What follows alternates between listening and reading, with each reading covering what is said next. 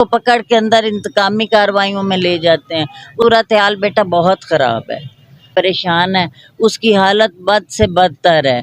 बजाय अस्सलाम वालेकुम, मैं हूं शहजाद अमान और आप देख रहे हैं ASA TV। अभी मैं ज़मान पार्क पे मौजूद हूं, मेरे साथ पाकिस्तान तहरीक इंसाफ की जो है लीडरशिप भी मौजूद है। इनसे जानते हैं कल खान साहब जो है अदालत जा रहे हैं इस्लामाबाद, क्या वो वापसी करेंगे या इस्लामाबाद स्टे करेंगे। अस्सलाम वालेकुम। वालेकुम अस्सलाम। कैसी हैं आप? अल्लाह का शुक्र, बिल्कुल भी ठीक। अच्छा मुझे बताइए, कल खान साहब की खबरें आ रही हैं कि इस्लामाबाद जा रहे हैं, क्या लगता है खान साहब स्टे करेंगे या वापस लाहौर आएंगे? वापस लाहौर आएंगे ना, अभी तो वो पूरी तरह से ठीक भी नहीं हुए, जाहिर है उनके अभी प्लस्तर वगैरह भी खुलने हैं, तो वो वापस इंशाल्लाह लाहौर ही आएंगे। अच्छा एक चीज़ और मुझे बताइए, कल जिस तरह वो हाई इधर मैच के दौरान अरशद शरीफ साहब का वो मास्क पहन के जा रहे थे इमरान रियाज खान, उनके साथ जो सलूक हुआ, क्या ऐसा सलूक होना चाहिए था एक एंकर के साथ? ये कभी भी नहीं होना चाहिए। इमरान रियाज बहुत अच्छे पढ़े लिखे बड़े डिसेंट एंकर हैं, और वैसे भी देखें कि हर बंदे को मैच में जाने का हक है। ये इस कदर इम्पोर्टेड हुकूमत ने गंद मचा छोड़ा है कि इनको सिवाय इंतकामी कार्रवाइयों के अपनी आवाम के लिए तो होश ही नहीं है। आप ये बताएं कि 10 महीने से ये ज़बरदस्ती छीन के हुकूमत पाकिस्तान पे मुसल्लत हुए हैं। इन 10 महीनों में दिन ब दिन हर बंदा जो है वो अपनी जगह पे परेशान है, उसकी हालत बद से बदतर है।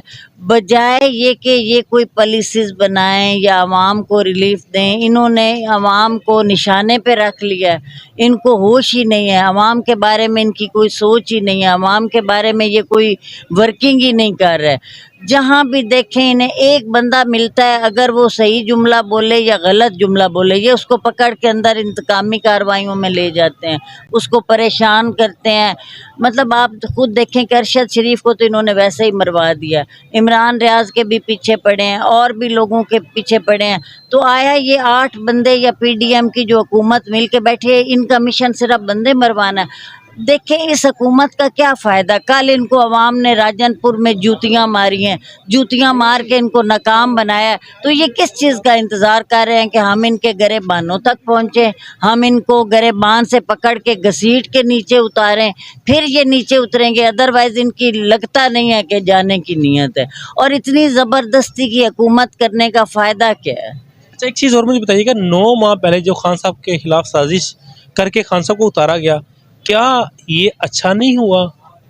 पाकिस्तान तो पीछे जा चुका है, लेकिन ये जितना नंगे हो चुके हैं, जितना इन्होंने अपने आप को सामने लाए हैं, क्या ये बेहतरी नहीं है? जो बंदे बेशरम होते हैं उन्हें मेरे ख्याल में नंगे होने का भी डर नहीं। अदरवाइज जो इज्जत वाला बंदा होता है वो तो छुप के गुजारा करता है ना ये इज्जत से आए हैं ना ही ये इज्जत से जाएंगे। मुझे लगता है कि एक दिन हमें आवाम को ये स्टेप लेना पड़ना है कि कोई बात नहीं, मरना तो एक दिन है ही, हम इनके गरेबानों से इस मरियम को बालों से पकड़ के नीचे घसीटें।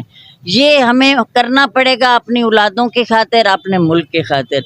इसके अलावा मुझे कोई ऐसी सूरत नज़र नहीं आती कि ये हुकूमत आराम से उतरेगी। आप बताएं, अदालतों को ये ब्लैकमेल कर रहे हैं, लोगों को ये ब्लैकमेल कर रहे हैं, अवाम को ये तंग कर रहे हैं, अवाम भूख से मर रही है।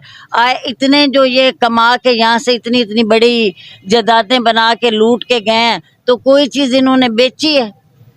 टर्की के सदर ने तो अपनी जायदाद वक्फ कर दी है, कोई इमरान खान या जरदारी ने भी जायदाद वक्फ की। अगर ये अपनी जायदाद वक्फ करें ना, तो मेरा ख्याल में हम कितने साल बैठ के खा सकते हैं। अगर इन्हीं की जायदादें वापस वक्फ करके मुल्क में लाई जाए ना, तो हमारे पाकिस्तान को इस तरह के रिज़ल्ट नहीं देखने पड़ेंगे। लेकिन इनकी तो इतनी जुर्रत नहीं, ये तो और जो बचा हुआ है या छुपा हुआ ख़जाना है, ये वो भी घसीटने की नीयत से बैठे हैं। तो अभी क्या लगता है, इलेक्शन टाइम पे होंगे या इलेक्शन डिले हो जाएंगे? इनकी तो पूरी कोशिश है कि किसी तरीके से इलेक्शन को रोका जाए। इलेक्शन रुकेगा तो इनके 4 दिन बचेंगे। इस वक्त अवाम इतना तंग है कि हम लोग अदलिया से भी अपीलें कर रहे हैं। जहाँ जहाँ होनी चाहिए हमारी अपील है कि हमारे मुल्क को इस इम्पोर्टेड हुकूमत से निजात दिलाया जाए और पाकिस्तान को बचाया जाए। इस वक्त पाकिस्तान की सूरत हाल बेटा बहुत ख़राब है। आखिरी क्या पैगाम देना चाहेंगी पाकिस्तानी अवाम को आप? मैं तो यही पैगाम देती हूँ कि ये रोज़ रोज़ के मरने से एक दिन मरना बेहतर है। या मर जाएंगे या बच जाएंगे। मेरा तो ये है कि सारे निकलें, औरतें भी निकलें, मर्द भी निकलें, और ये जो क्या मतलब अपनी जंजीरें तोड़ें और इनको गरेबान से पकड़ खौफ के बुत तोड़ दें। हाँ जी, खौफ के बुत तो टूट चुके हैं बच्चे। आप हमें कहना, रात को कहें, दिन को कहें, हम खुद यहाँ आने के लिए तैयार हैं। हमें क्या डर है? हमें भी मारेंगे, क्या करेंगे? तो मारेंगे किसी दिन, इनकी भी एक दिन आखिरत तो आनी ही है ना। खुद भी जलील होके जाने वाले हैं, लेकिन ये इज्जत से जाना नहीं चाहते। अब इनको सारे नतायज मिल रहे हैं, इलेक्शन के नतायज, अवाम के नतायज। यकीन करें, आज सरगोदा में औरतों ने जाके पुलिस की बसों में बैठी हैं, हथकड़ियाँ खुद लगा के कि जी हमें पकड़ो। इससे बढ़ के और क्या हो सकता है? हम भी तैयार हैं।